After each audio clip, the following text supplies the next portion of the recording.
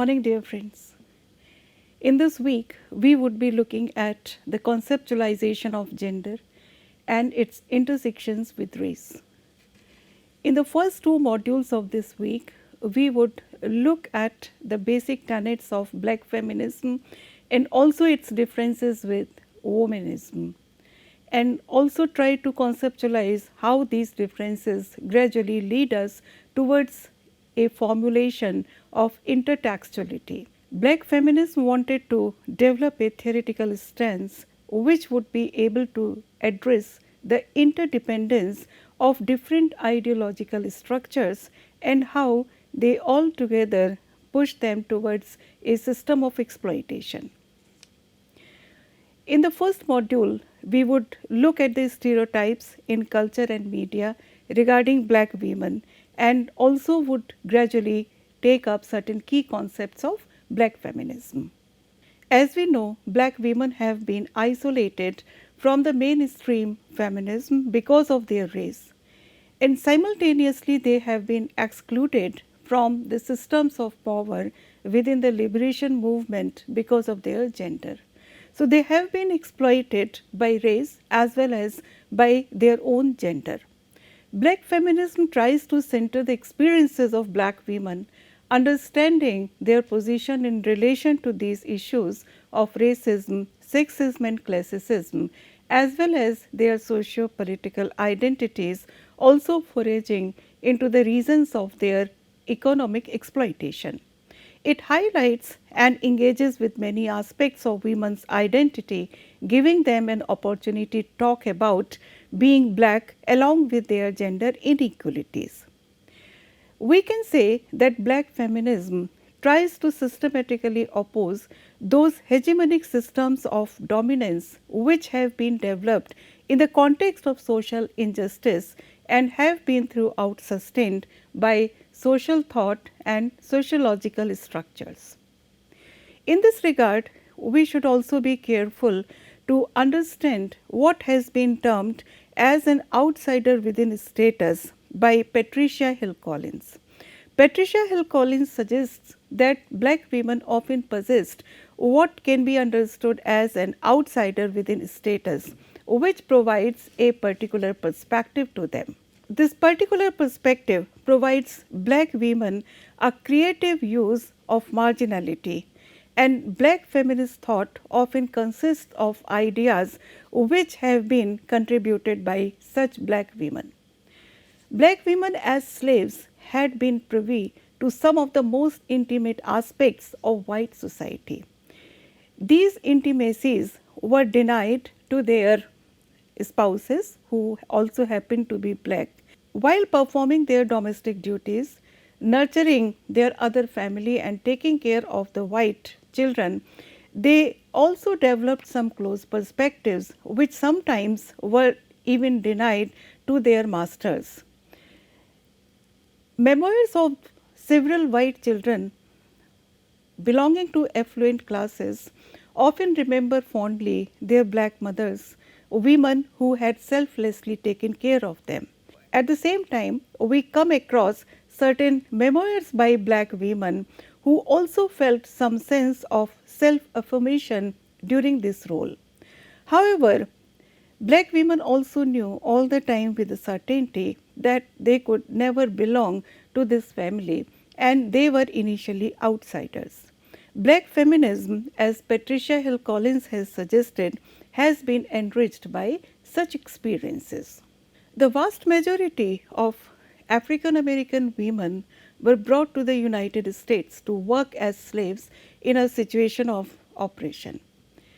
As early as 1850s, Maria Stewart had started to talk about the double isolation of women.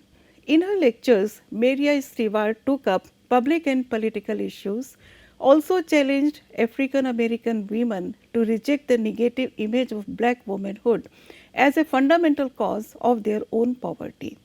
In one of the speeches, which has become very famous, she draws biblical parallels also.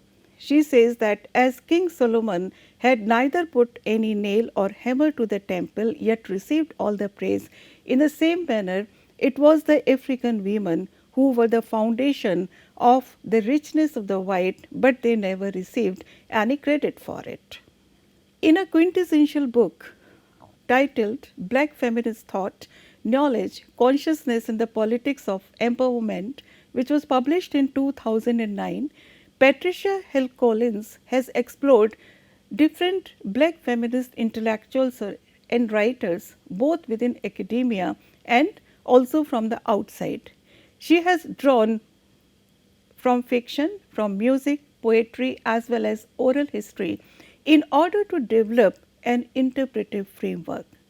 She suggests that the oppression of African American women has encompassed three interdependent dimensions. The three dimensions which also happen to be interdependent. The first dimension constitutes the exploitation of black women's labor, which has been essential to the development of US capitalism. She terms it as the iron pots and kettles, which symbolize their long standing ghettoization in service occupations. It represents the economic dimension of their oppression. If we look at the situation of African American women, we still find that many of them are still working in low paid sections, which is also considered as a fallout of these slavery days. The second dimension of black women's oppression is related with their political isolation. Patricia Collins terms it as a political dimension of oppression, as women have been denied rights and privileges routinely, which had been extended to white male citizens. So, forbidding black women to participate in political processes, not allowing them entry to the public office, withholding equitable treatment in the criminal justice system, etc., have further cemented the political subordination of black women. The third and the final interdependent dimension deals with what has been termed by Patricia Collins as controlling images, which have been culturally applied to black women. These images mainly originated during the slave era, but they attest to the ideological dimension of their oppression. These images are attempts to check black women. They are in fact considered as distorted renderings of those aspects of behavior amongst the black women which were seen as being threatening towards the concept of white patriarchy. For example, the use of certain words which is very popular in different cultural frameworks. When the word matriarch is used in the context of African American women, we find that it is an attempt to ridicule the strong mother figure who is trying to socialize posterity of their own race. But then the strong woman is also considered to be against the patriarchal notions of family power relations. Similarly, when the word sapphire is used in a debilitating context for the black women, we find that it is used to ridicule assertiveness of black women. They are suggested as being aggressive, rude and malicious as they threaten patriarchal understanding of how femininity has to be enacted. An understanding of these controlling images reveals how oppressions of gender, race, sexuality and class intersect.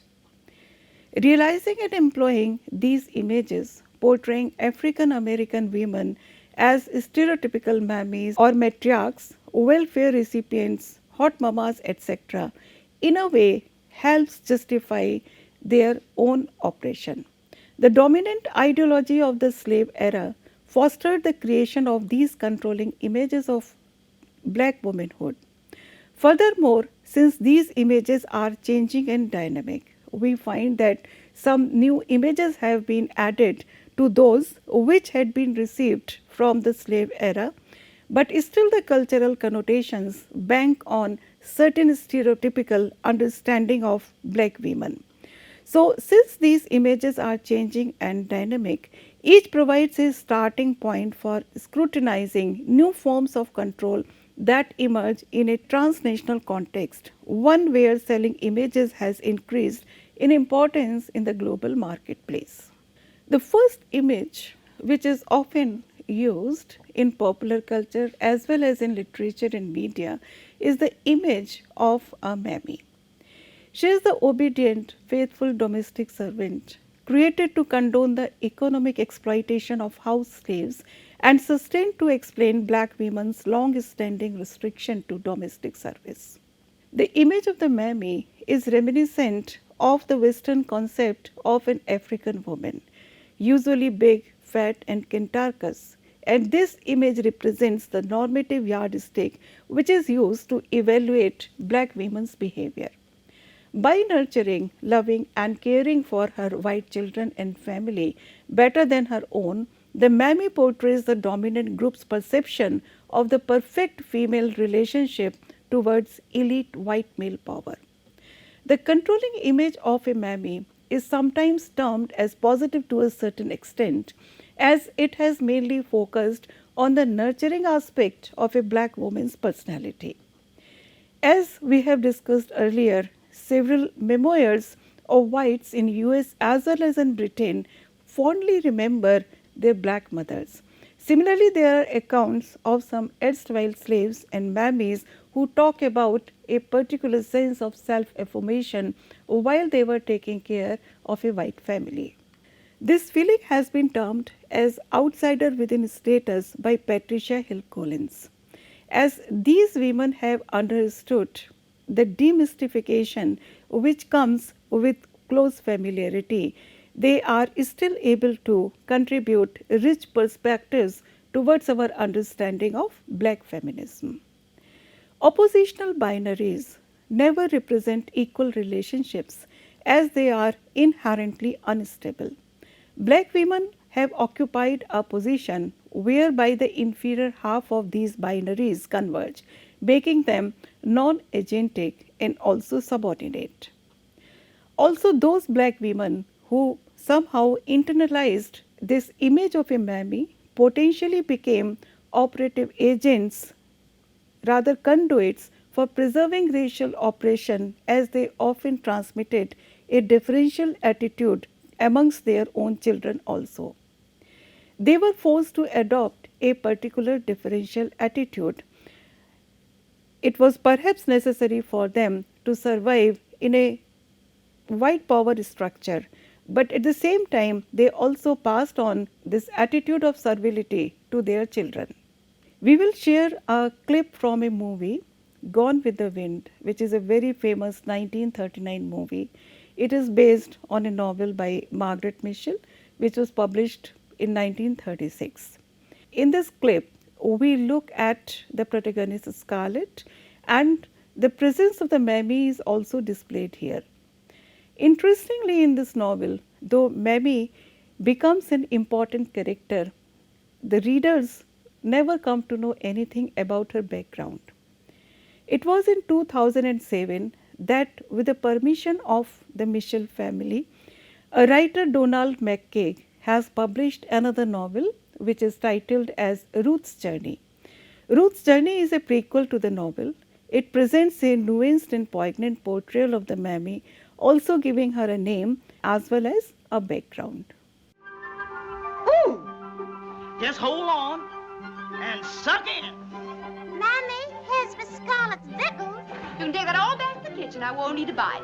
Oh, yes, you is. You's going to eat every mouthful of this. Oh, I'm not. We'll put on the dress, because we're late already. What my lamb going to wear? That? No, you ain't. You can't show your bosom for 3 o'clock. I'm going to speak to your ma about you. If you say one word to Mother, I won't need to buy it. Well.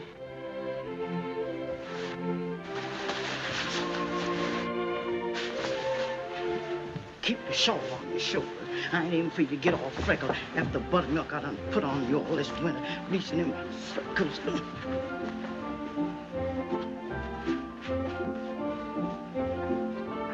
Oh, now, Miss Scarlett, you come on and be good and eat just a little, honey. No. I'm going to have a good time today and do my eating at the barbecue. If you don't care what folks says about this family, I does. I has told you that you can always tell a lady but the way that she eat in front of folks like a bird. And I ain't aiming for you to go to Mr. John Wilkins's and eat like a field hand and gobble like a hog. Fiddle-dee-dee. Ashton Wilkes told me he likes to see a girl with a healthy appetite. What gentleman says and what they thinks is two different things. And I ain't noticed Mr. Ashley asking for to marry you. Another controlling image is that of a black matriarch. Although it is a rather recent phenomena, it fulfills similar functions in explaining black women's placement in intersecting operations. Matriarch is a symbol of a mother figure in black homes instead of the figure of a mother in white homes. The image of the matriarch is based on the white's concept of a bad black mother. It also ties gender ideology to explanations for extreme distribution of wealth that characterize the American capitalist society. And this image is also used to explain how and why blacks are at an economically disadvantaged situation. The image of the black matriarch portrays an overly strong black woman. Some critics have pointed out that it has also influenced the way a black man understands and assimilates his own understanding of masculinity. Some surveys have come out which tell us that some black men reject black women as marital partners as they feel that in comparison to white women they are perhaps too assertive. The image of the black matriarch is also used in contemporary times to project through media a caricature of the black women, sometimes in order to enhance the salability, sometimes under the impression that such cultural stereotypes are more acceptable to the society in general. Media's Big Happy Family, which is an American comedy film released in 2011, also banks on similar stereotypical images. This movie is based on Tyler Perry's play. Now, I don't know where the hell Cora is at. I done told her I need to go to the store. And people had already told me I can't be driving, and she know that I need to go to the store. That child gonna leave you to starve to death. I told you when you little, and the way you were treating her, she gonna leave you to starve to death one day. And now it's that Shut time. up, bastard. Hello? Cora. Yeah, hello, my dear. Yes. Cora. Yes, ma'am. Where the hell you at? I'm still at the hair salon. What the hell you doing at the hairdresser? You been there 5 hours. Your hair ain't but an inch and a half long. What the hell they doing to you? I'm coming. I'm just trying to. Can I have some me time, please? Hello? Hello? You need some what? Some me time. Some what? Some me time. Some time for myself. Cora, Yes, ma'am. did I ever ask you for some me time, Cora? No, ma'am. Did I ask you for some me time when I had to get up every 4 hours and cook for you up until your time you were 17 years old? No, ma'am. You Did I ask you for some me time when I had to hit that stripper pole every night trying to bring some money into this house? Did I ask you for some me time then? No, ma'am. No. All them old men up there trying to make it drizzle because they showing the hell couldn't make it rain? What the hell is me time? I'm just taking care of myself. That's what I'm doing. Getting some me time. Time for nothing. I'm going to the store here. I don't need you to bring. I'm a grown ass woman. I'm gonna go to the store myself. Well, then you can't go to the store. You're not supposed to be driving. I'll be there soon, okay? Who the hell you think you talking to telling me I can't drive? If I feel like driving, I'm driving. You can't drive. You're gonna get Get the hell out. We have looked at two controlling images which are closer to the slave era. The image of the welfare mother is relatively recent, but this is also an externally defined and controlling image of black womanhood. The welfare mother's image is linked to working class black women's increasing access to the US welfare state entitlements. This constitutes a class specific image which is established for those poor working class black women who started to have access to those social welfare benefits which were started after the Second World War and to which they were legally entitled. The need of such stereotypical class-based images was not felt till black women were denied social welfare benefits. But when they gained better political power and some access to state services, the need of establishing a controlling image in contemporary culture was felt. As a matriarch, the welfare mother is also labeled as bad mother. A mother who is lazy, who is content to collect welfare, shunning work, and also passing on her corrupt values to her own children. Collins suggests that this image is an updated version of the breeder woman image which was created during slavery, as it also provides an ideological justification for efforts to harness the fertility of a black woman to the needs of a changing political economy. The image of the breeder woman was a necessity of the slave era, where every child was an economic asset also.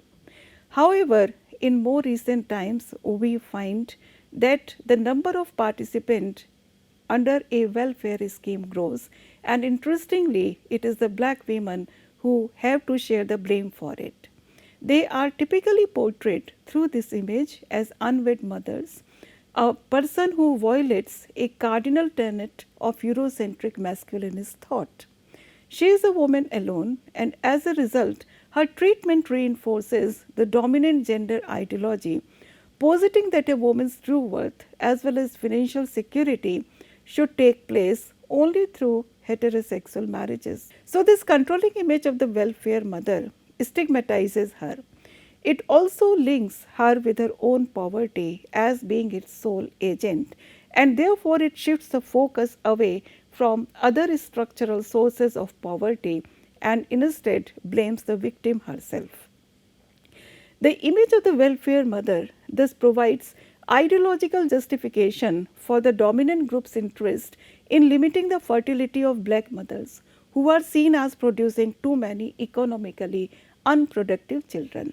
And it is this aspect which links this image with the image of the breeder woman which was produced during the slavery.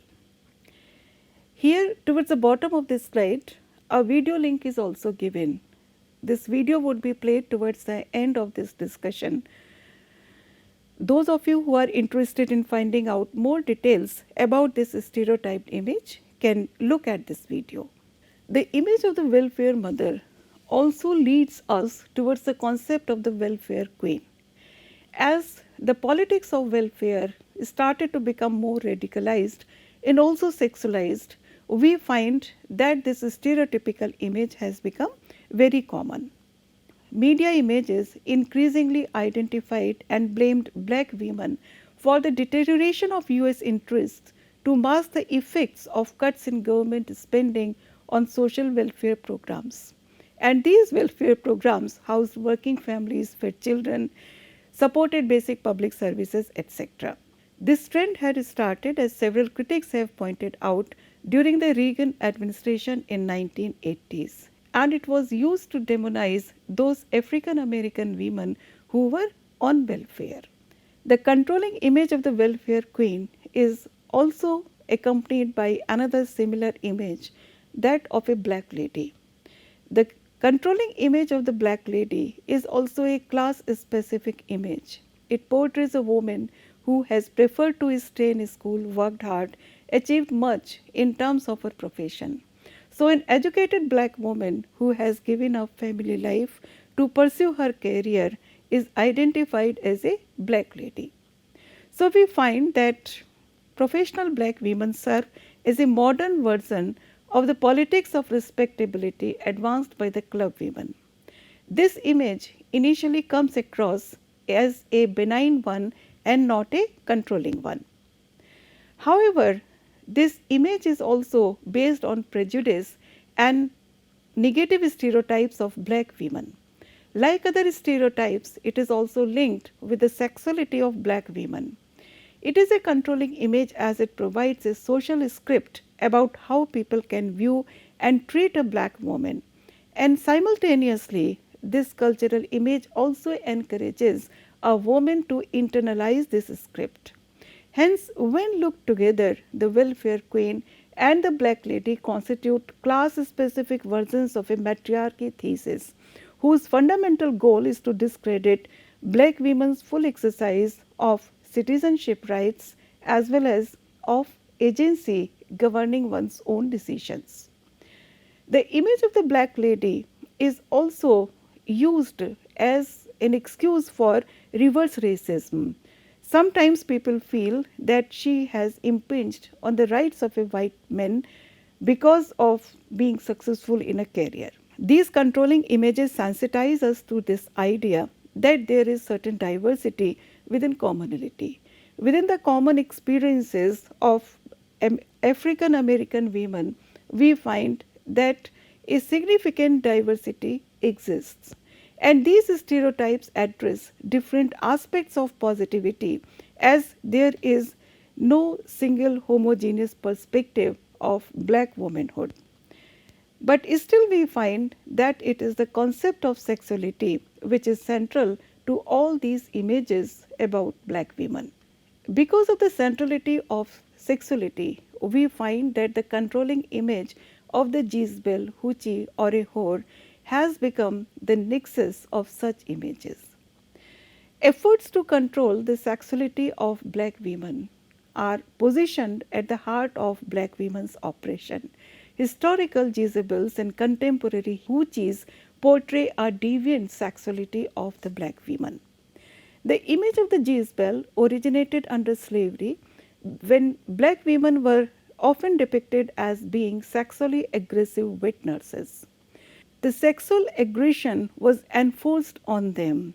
It was an image which was associated with them because of their own circumstances. They were trapped in the families of whites during slavery as milk cows or nannies. This treatment of a black woman as a milk cow is very effectively portrayed by Toni Morrison in her novel A Mercy. It is also a distinct aspect of enslaved black women's commodification. It also justified the inherent economic exploitation of slavery and became a basis of widespread sexual assaults by white men, typically reported by black slave women. The Hoochie is referred to in the same context by black men also. In the context of gender-specific and heterosexual white normality, the Jezebel or Hoochie is transformed into a racialized gendered symbol of deviant female sexuality.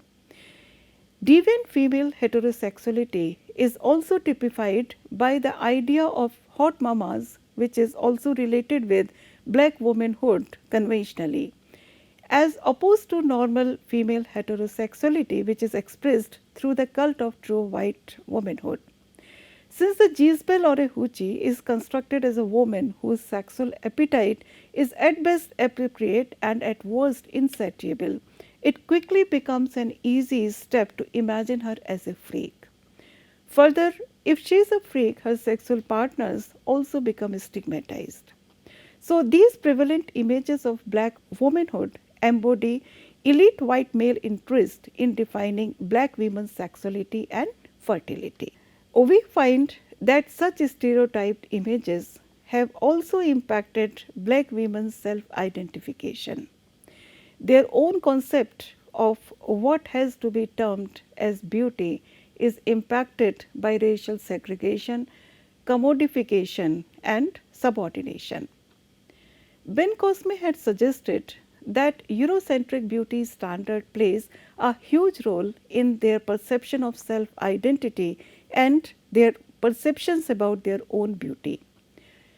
The social perceptions of adopting a more Eurocentric look begins at a very early age through socialization, through social organizations such as school and church, etc. So black women sometimes try to have their hair straightened, relaxed or chemically altered because they want to conform to a more presentable social standard.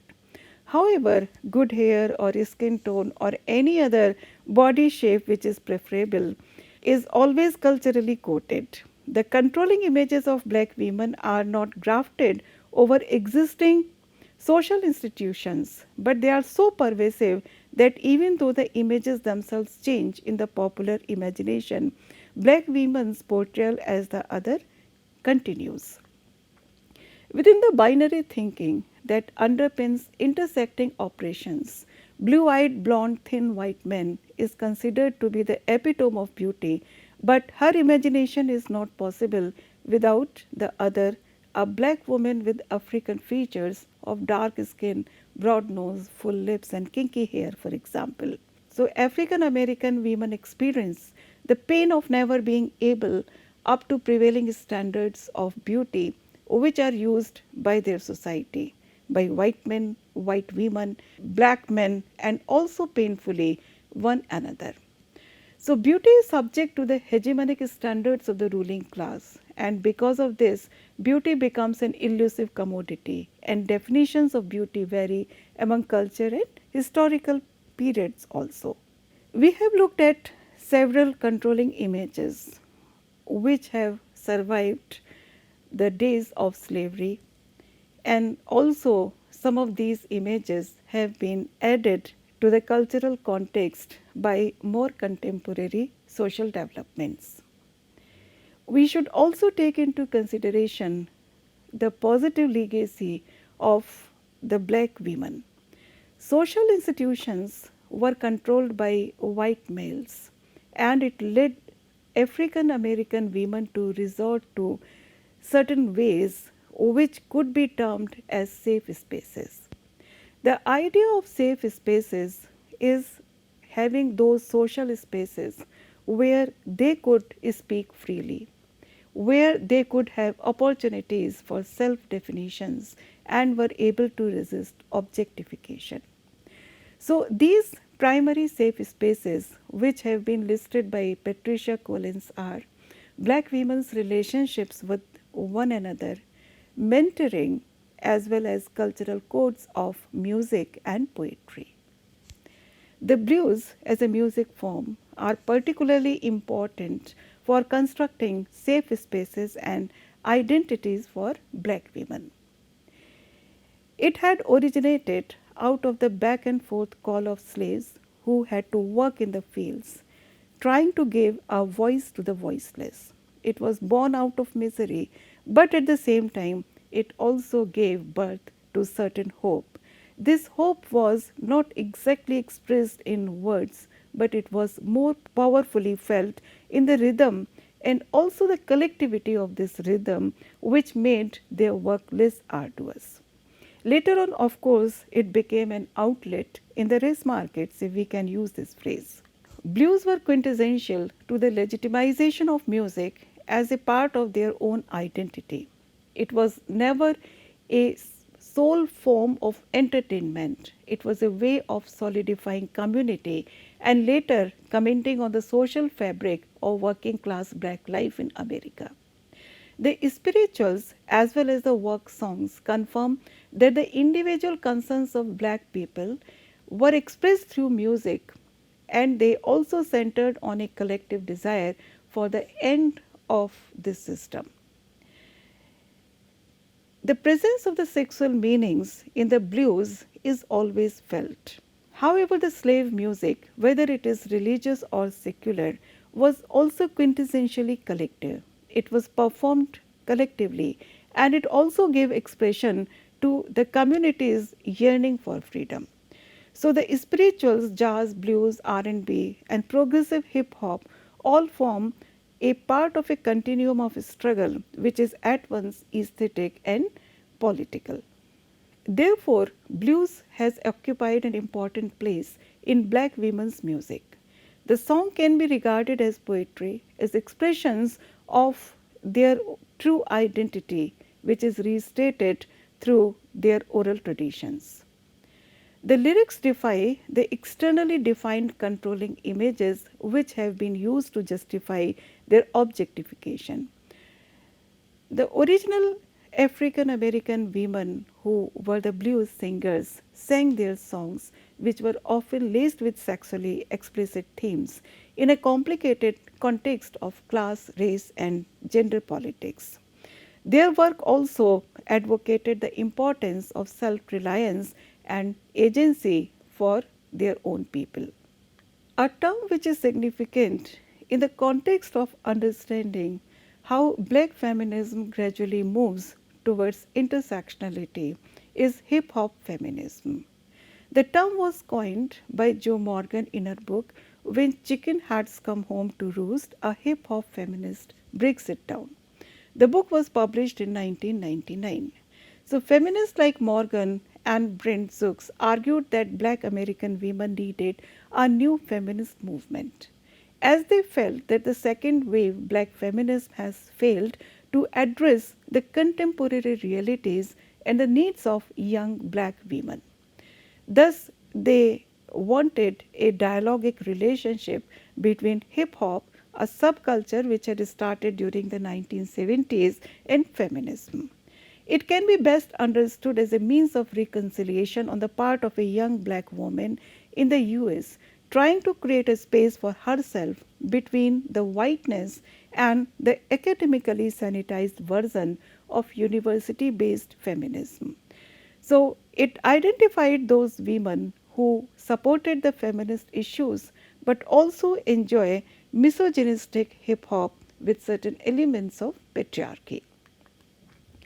So ever since the inception, hip hop has represented resistance to social marginalization and later on certain idea of resistance to and a commentary on the economic and political oppression that makes social marginalization possible. Hip hop feminism gave an opportunity to the young black women to establish their own gender critique and feminist identity, which wanted to oppose the binary oppression. They have expressed certain major points of criticism of the second wave black feminism, which are important for us to understand. According to them, the second wave feminists were preoccupied with hip hop's misogyny at the expense of exploring its potential. They also had a rather narrow and static conception of feministic identities which emerged out of their own theorizing and activism.